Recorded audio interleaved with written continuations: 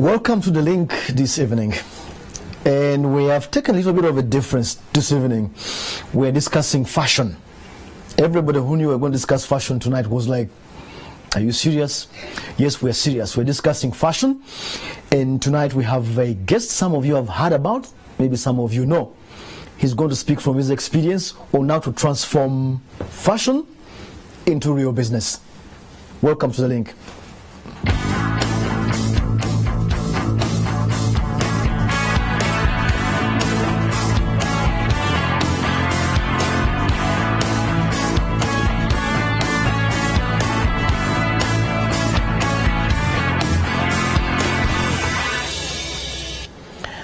Welcome back, and tonight my guest is Brian Ahumuza. Yes. Many people know you as A. Brian. Yes, yes. And when I heard about A. Brian, I was like, I wonder how he looks like. This is how it looks like. Now we are here in the studio. Yeah. Let's go to business, Brian. Knowing design and tailoring, Okay. most people know, Yes. in itself doesn't make one a successful business in terms of fashion. Okay. From your standpoint and from your experience, how does one move from fashion skill to business?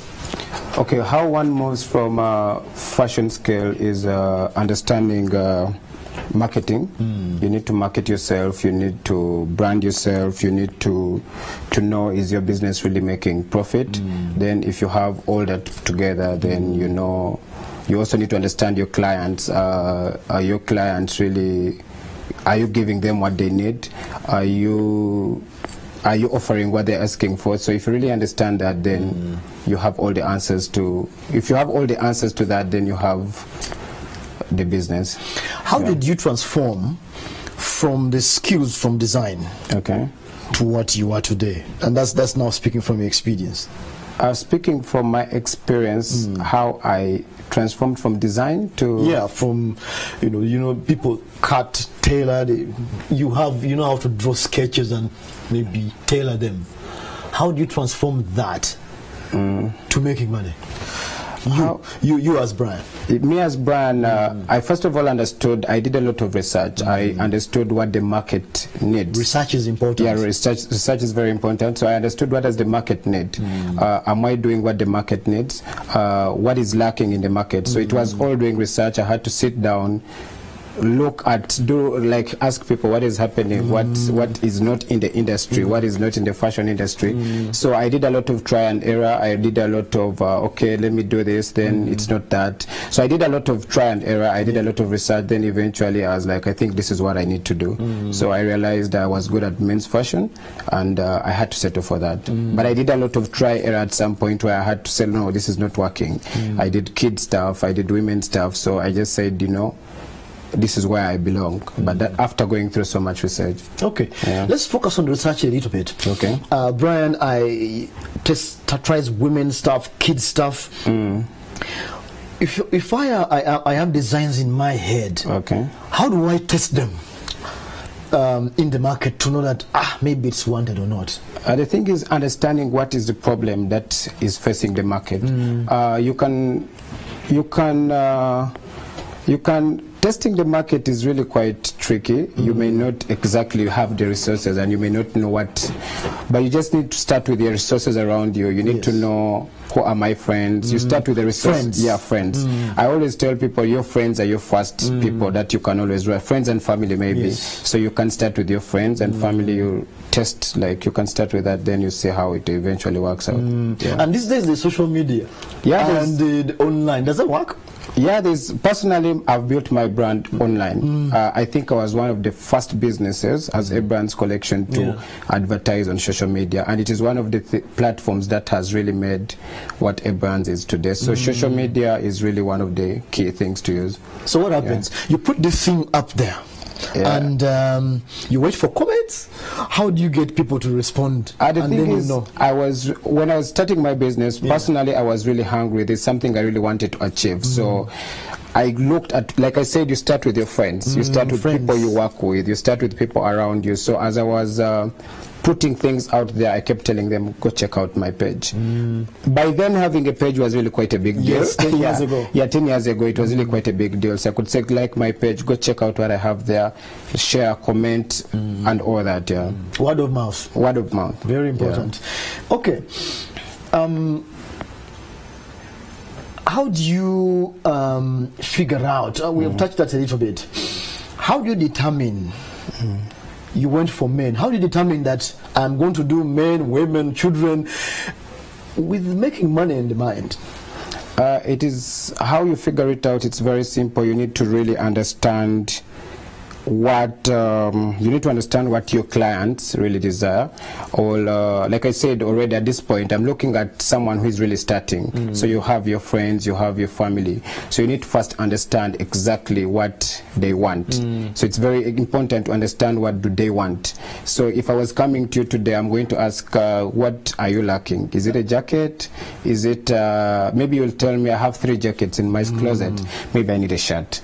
Maybe I have a black one, I've never owned a blue one, so I'm not going to give you another black one, then I'm going to go and look for maybe a blue one. So it's really understanding what your client really needs and start by making sure I solve that problem. Okay. Yeah.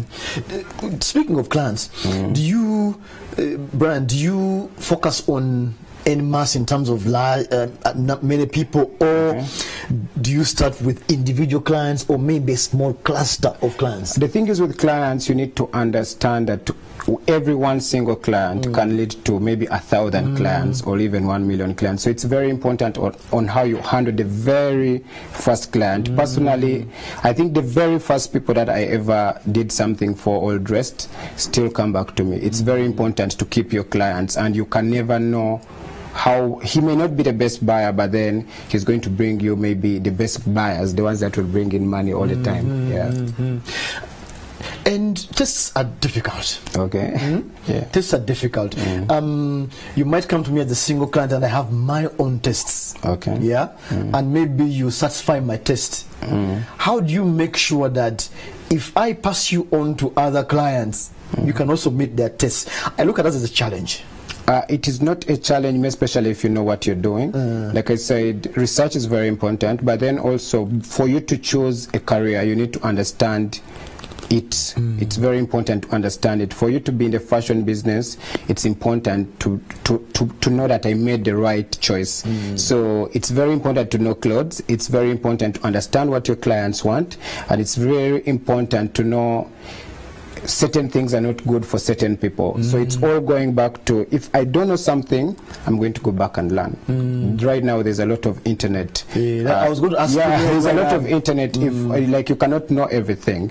Personally, I didn't go to school to study about fashion, but then if I don't understand anything, I'm going to go on Google. I'm going to say, how do I dress someone who is big, someone who is fat? How do I dress a dark-skinned person? If I feel it's a challenge, then I'm going to get all these options. That's why I said research is very important. So when you have that together, eventually you're going to get what suits your client. Okay. Yeah. Do schools necessarily equip you so that you can?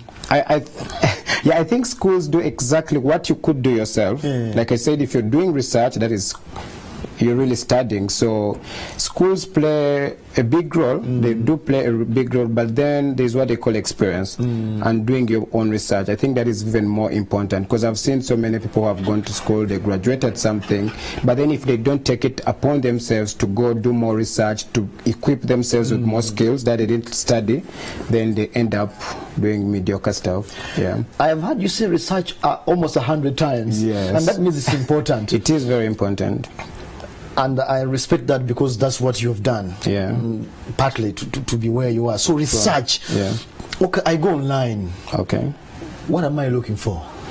I think you're looking at the problem that is on right now. Yeah, you're looking at a problem that is affecting you at that particular time. So I won't go online, then I put fashion. It's going to really be broad. Yeah, it's going to be broad. Like I said earlier, if you come to me as a client and I've not dealt with the kind of problem that you have at that particular time, I'm in a situation where okay, this is the first of its kind. I think that is the point. I'll go online, or it doesn't have to be online. Maybe there are so many experts in the industry. Yes. I might maybe call a friend in the same industry and ask, how do you deal with such a thing? So it also means working together with other people. You need to network and work with, like, create contacts where, in case you have a challenge or you can't. The thing is, with business, you need to know you have to get the money. So you must bear the money. Yeah, it has to be in your mind that you have to get the money. So if you know you have to get the money, you have to think about all ways of getting the money, even though it means to work with the same people in the industry. I can't do this, but then the other person can do it. But at the end of the networking. day, exactly, networking. At the end of the day, your client is happy. I may not be the person who did it, but then I satisfy the client. Okay. Yeah. Very good. People look at you. I'm telling you, you look simple, really. Okay. As a person. Yeah. And yet your name is all around. Okay. Your brand, your brands. Yeah. How does somebody play in this space to get where you are? Yes, we have some guys who are in the garage, mommy's garage or daddy's garage. They know how to source stuff and what. But some ambitious, they want to be like a brand's brand. How do they get there? Being the brands that is seated here now is there's so much hard work. There's a lot of hard work. There's a lot of sacrifice. I've had my friends where I was having actually a chat with Santa as one of the pioneers in the fashion industry last night, and she was telling me, you know, this is the cross you carried, you have to carry it on. So being a brand is basically hard work. It's a lot of sacrifice. When other people maybe are sleeping, you're thinking about what is going to be the next big move. So it's really hard work. It's really hard work. I don't want to say research again because I've said it so many times, but it's really, there's a lot to really think about. You really need to know what your goals are. Do you want to be any basic fashion brand around? Do you want to make a big name out of yourself? Do you want to be the next big fashion export? So those are the kind of things that really run in my mind. And when I see I haven't reached there, then it means I really have to go back. For me, every day is like a new day.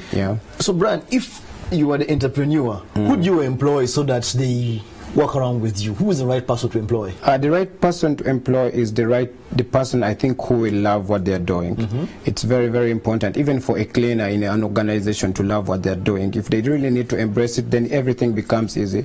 Sometimes when you employ people who are maybe qualified at something, but then they don't love it. Passion. So it's very important for people to love what they're doing. If you're a cleaner, love what you're doing, you know it can maybe take you to the next step. Okay. Yeah. Very good. This issue of registration and brands is very important. A brand is a brand, and it could be endangered. How important is registration, and how do you do it? How you do it, I think you need to work with a legal firm. Yes. Or if you cannot afford a legal firm, there's so, like I said, it's important to network. In your family, there could be a lawyer. You could start from that level. You need a lawyer. Yeah, you need a lawyer anyway. Yeah, you need a lawyer. Yeah. Supposing you don't register, what's the danger? The danger is, I don't want to go into that story. The danger is you're most likely to lose your brand. You're most likely to lose everything you've worked for. I've had people losing their brands, and they have to start again simply because they didn't just go and get a lawyer and maybe just register. Yeah. I know you don't want to talk about your experience, but I will not press you on that one. Okay. However, how do people who steal brands work? You might know that, so people are warned. The thing is, I've been in such a situation before. Someone is going to see your business is really growing, then they will go to the registrar, or they will get a lawyer, do it very fast. The next day they register your brand. A brand has been registered by someone before. Wow. Because I was sleeping. I didn't take it serious by then, and I had to really, it costed me really a lot. Yeah, and the next thing was I had to pay damages, or I had to pay this person to actually have it back to me. Yeah. When it was originally yours. Exactly. Yeah. Brian, in 1 minute now, we are winding up. The Fashionpreneur Conference. What's to be expected? What is that, by the way? What's to be expected? The Fashionpreneur Summit is it is an event that we've organized this year, where we want to show the possibilities that the fashion industry have. It's an industry that is growing. We've had so many people take us unserious because of the way we look, or because of the things that we do. So we realized that if we come out and do we bring different experts in the industry and show the possibilities that are in the fashion industry, the